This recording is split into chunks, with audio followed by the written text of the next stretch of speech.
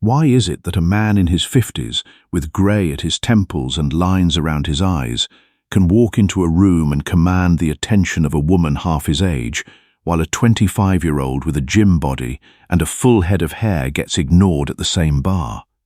You've seen it happen. Maybe you've lived it. Maybe you're watching this right now because something about it doesn't add up. The culture keeps telling you that youth wins, that women chase looks, that once you hit a certain age, you fade into the background like old furniture nobody wants to sit on. But reality keeps whispering something different. The Stoics understood this secret 2,000 years ago. Marcus Aurelius ruled the most powerful empire on earth while fighting battles in his 60s. Seneca wrote letters that seduced the minds of emperors and aristocrats deep into his later years. Cato the Younger was feared and desired by the political elite of Rome until the day he died. These men weren't remembered for their faces. They were remembered for something else entirely, something that modern men have forgotten how to build. Today, I'm going to break down the 5 masculine traits that make older men magnetic, irresistible, almost dangerous in the eyes of women who know what quality actually looks like. These aren't tricks. These aren't lines. These are the pillars the ancient Stoics spent their lives forging. And by the end of this video, you're going to understand exactly why a woman's eyes linger on a certain kind of older man and exactly how to become him. If you're ready to stop playing small, hit that subscribe button. Stay until the end because the 5th trait is the one almost no man ever develops. And it's the one that separates the forgettable from the unforgettable. Let's begin. Trait 1. The gravity of composed silence. Watch a young man in a tense situation. His voice rises, his hands move. He fills the air with words because silence feels like defeat to him. He thinks loudness is power. He thinks reacting is strength. Now, watch an older man who has walked through real fire in his life. Someone interrupts him, someone insults him, someone tests him. And what does he do? Nothing. He lets the silence sit there like a boulder. He doesn't flinch. He doesn't rush to defend himself. He looks at the person the way a lion looks at a barking dog on the other side of a fence. Amused, unbothered, unmoved. This is what women feel before they can even name it. The Stoics called this apatheia, the state of being untouched by the chaos of lesser minds. Epictetus, born a slave and crippled for life, wrote that no one can truly insult you unless you agree to be insulted. Think about the weight of that. Think about what it means to live as a man who simply does not accept the invitations the world keeps sending him to lose his composure. Young men mistake loudness for dominance. They yell in traffic. They argue with strangers online. They flex their emotions like a peacock flexing its feathers. And women read this instantly as weakness. Because it is weakness. It's the nervous system of a boy who hasn't learned that the world cannot hurt him unless he lets it. An older man who has cultivated real composure walks into any environment and changes the temperature of the room just by being in it. Women notice the way he doesn't chase conversation, the way he doesn't perform, the way his laugh is rare and therefore valuable, the way his eye contact doesn't waver, doesn't hunt, doesn't beg. There's a slowness to him, a deliberateness. Every movement seems to say, I have nowhere to rush to, because everywhere I go, I am already home in myself. This is intoxicating to a woman. Do you understand why? Because her entire life, she has navigated men who wanted something from her, who needed her reaction, who needed her approval, who needed her to soothe their insecurities. And now, suddenly, she meets a man who needs none of that. A man whose silence is fuller than most men's words. A man whose stillness makes her feel, for the first time, that she is the one who has to rise to meet him. She feels safe near this man. Not the shallow safety of a boring partner, but the deep, primal safety of a creature who knows he is protected by a stronger creature. Her nervous system settles.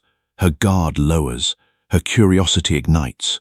And here is the secret no one tells young men. You cannot fake this. You cannot script this silence. It has to be real. It has to come from a foundation of having survived things, lost things, buried things, and emerged on the other side with the quiet knowledge that whatever happens next, you will handle it.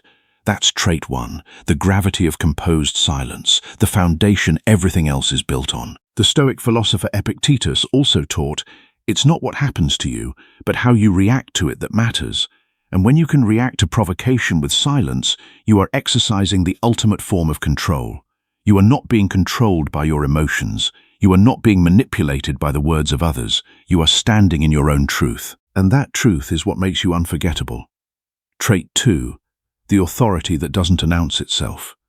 There's a strange paradox at the heart of masculine attraction.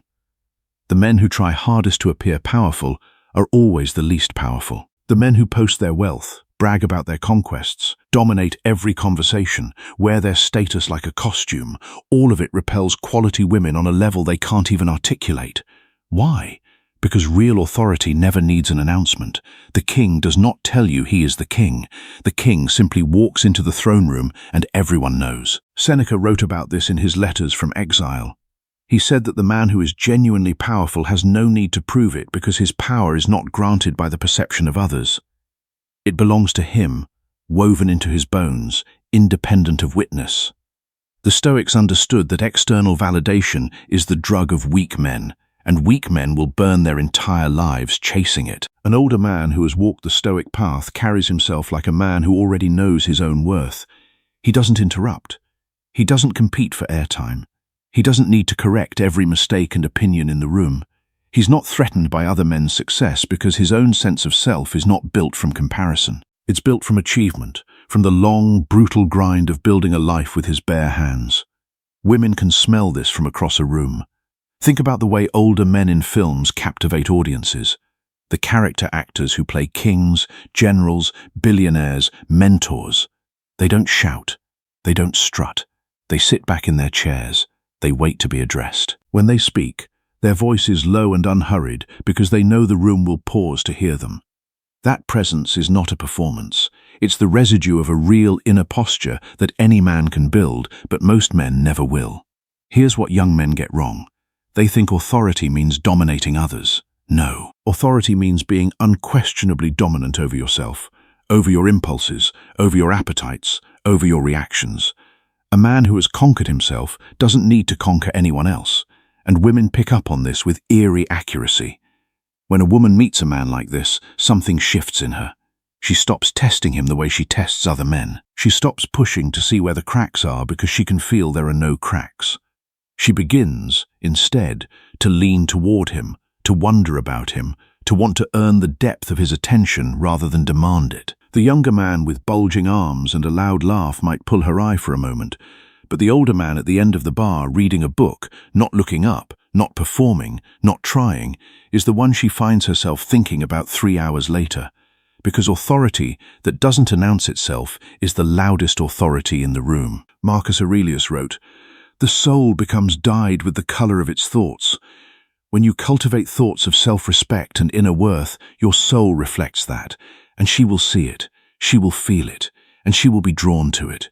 Because in a world of men who are performing, a man who is authentic is a rare and precious thing." Trait 3, the depth of a life actually lived. Let's be honest. Young men are interchangeable. Most of them have the same opinions absorbed from the same 5 influencers, the same travel stories from the same 3 destinations, the same ambitions parroted from the same self-help books, the same surface layer of personality, because they haven't lived long enough to develop a deeper one. A woman can have a conversation with a 23-year-old and already know within 15 minutes every interesting thing he has to say. And then she's bored. Not because he's stupid, but because he hasn't had time to collect any real weight. Now, put that same woman across the table from a man in his late 40s who has traveled through his own storms. A man who has built businesses, lost them, built them again. A man who has buried parents, raised children, held a crying friend at 2 o'clock in the morning. A man who has read 1,000 books, not to impress anyone, but because he genuinely wanted to understand the world before he died. The texture of that conversation is completely different. There's no script. There's no performance. There's a man drawing from a deep well of actual experience, and every question she asks reveals another chamber she didn't expect. This is what the Stoics meant when they talked about gravitas, the weight of a soul that has been shaped by real time under real pressure. Marcus Aurelius, in his Meditations, reminds himself that most men live on the surface of their lives, skimming along like water bugs. But the philosopher, the real man, dives deep. He examines. He suffers. He reflects. He comes back up changed. A woman of any real caliber craves this depth in a man, not because she's calculating, not because she's chasing status, but because her own soul is hungry for a conversation that goes somewhere, for a partner who can meet her in places other men don't even know exist.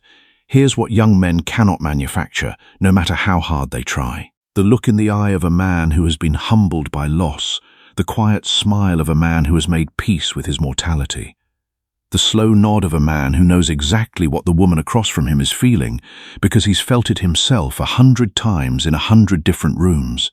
This is why older men, stoic older men, have an unfair advantage. They have content. They have substance. They have stories that don't need embellishment because the stories are already dramatic enough as they are. And when a woman finds a man like this, she doesn't want one night with him. She wants many nights. She wants to keep peeling back the layers. She wants to know what made him, what broke him, what rebuilt him. His life becomes a book she wants to read slowly, page by page. Depth is a gravitational force. Shallowness is weightlessness. Guess which one holds a woman in orbit? Seneca wrote, "True happiness is to enjoy the present without anxious dependence on the future." When you have depth, you can enjoy the present because you are not anxiously dependent on what comes next. You have already lived enough to know that the present moment is all you truly have. And that presence is what makes her want to be close to you. Trait 4, the refusal to chase. This might be the most misunderstood trait of all, and it's the one that 90% of men at every age get wrong. Watch how most men behave when they're attracted to a woman. They lean in. They text too much. They try to impress. They agree with everything she says. They reshape themselves like wet clay to fit whatever mold they think she wants. They're so terrified of losing her that they sacrifice the very thing that would make her want them, their own center, their own frame, their own unshakable self.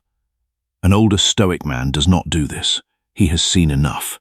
He has lost enough. He knows, deep in his bones, that no woman is worth abandoning himself for, not even the most beautiful one, not even the one his body is screaming for.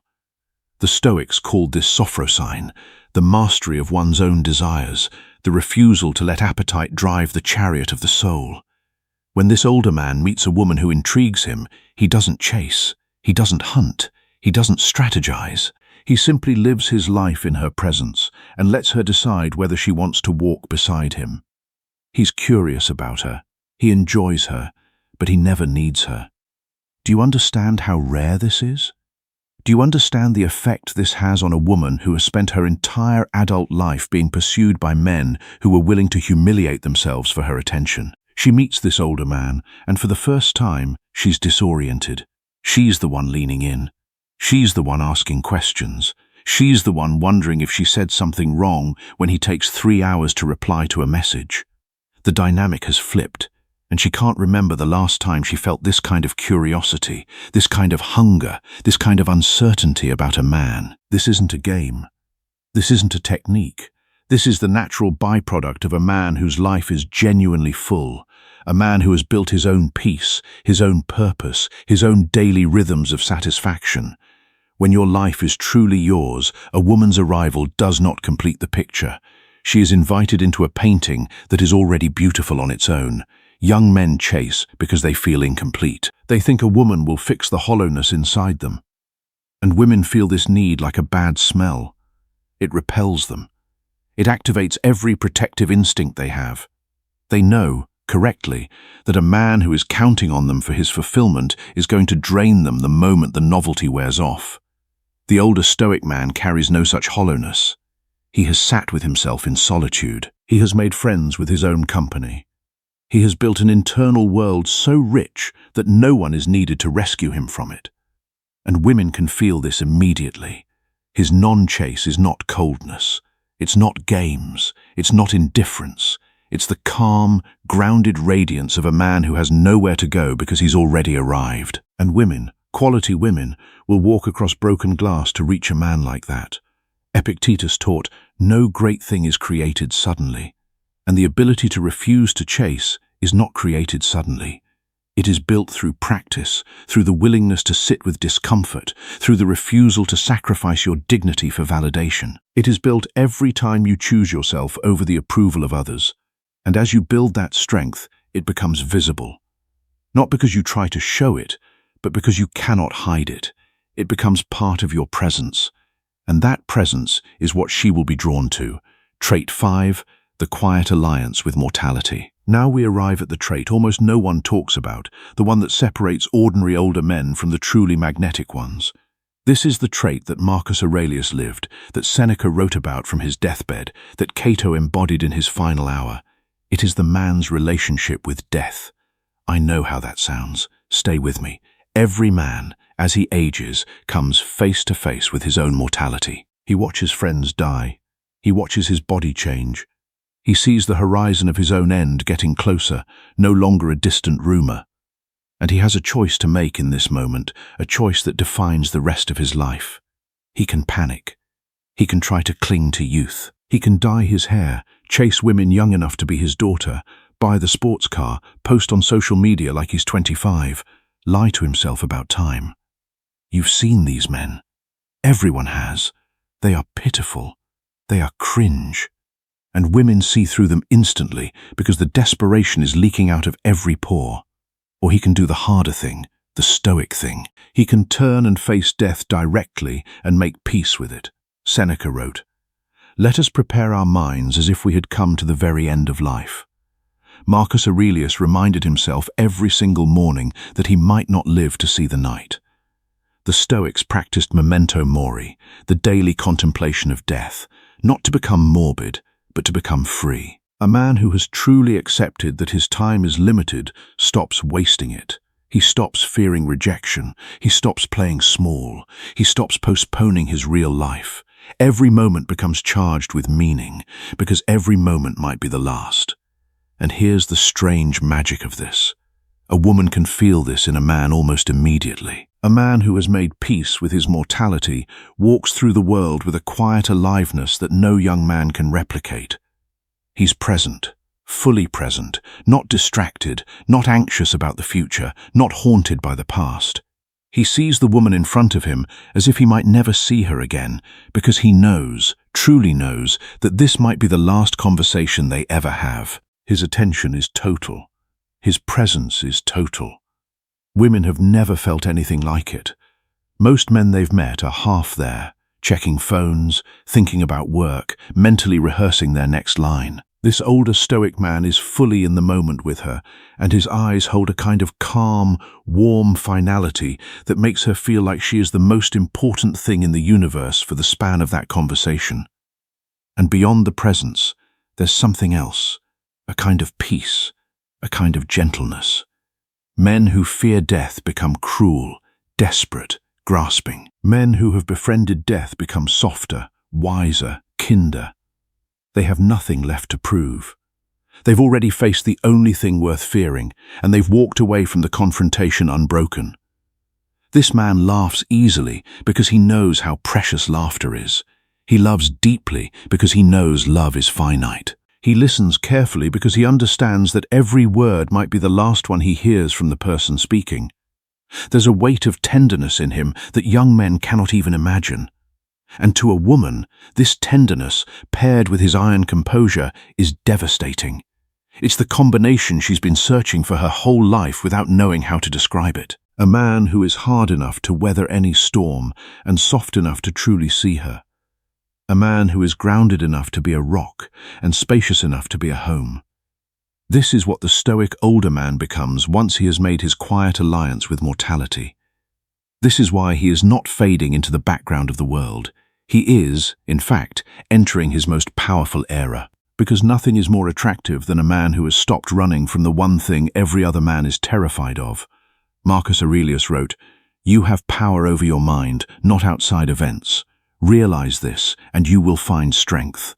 When you have made peace with death, you have realized that death is an outside event. You cannot control it, but you can control how you live in the face of it. And when you live with that awareness, you become a man who is truly free. And freedom, more than anything, is what makes you valuable." So there they are, the 5 traits. the gravity of composed silence, the authority that doesn't announce itself, the depth of a life actually lived, the refusal to chase, and the quiet alliance with mortality. None of these are given to a man by his age. You can be 60 and have none of them. You can be a hollow, desperate, anxious, chasing man at any age, and many are. What makes the older Stoic man irresistible is not the number of years he has lived, but the quality of the soul he has forged inside those years. But here is the good news. Every one of these traits can be built deliberately at any age. The Stoics didn't wait until they were old to begin. Marcus Aurelius was writing meditations in his prime, preparing his mind for the weight of every stage of life to come. Seneca was practicing his death years before it arrived. They understood that the man you are at 60 is simply the sum of the choices you made at 30, 40, 50. Every small act of composure, every refusal to chase, every hour spent in depth and reflection is a brick in the foundation of the man who will one day stop women in their tracks without saying a word. If you take one thing from this video, let it be this. The world is trying to convince you that your relevance fades with age. The Stoics knew the opposite was true. Your power compounds. Your presence deepens. Your magnetism is not a fire that burns out, but a slow heat that grows hotter with every passing year if you tend to it correctly. Become the man whose silence is a symphony, whose authority needs no audience, whose life has weight, whose center cannot be moved by any woman or any storm, whose peace with death has freed him to live. The women who matter will find you, not because you chased, but because you became undeniable. Epictetus also taught, no great thing is created suddenly, and the man you are becoming is no exception.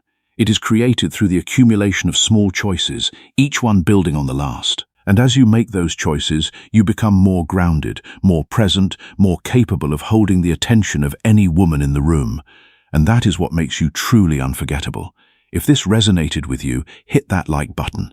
Subscribe for more Stoic wisdom for modern men, and drop one word in the comments, the trait you're going to start building today.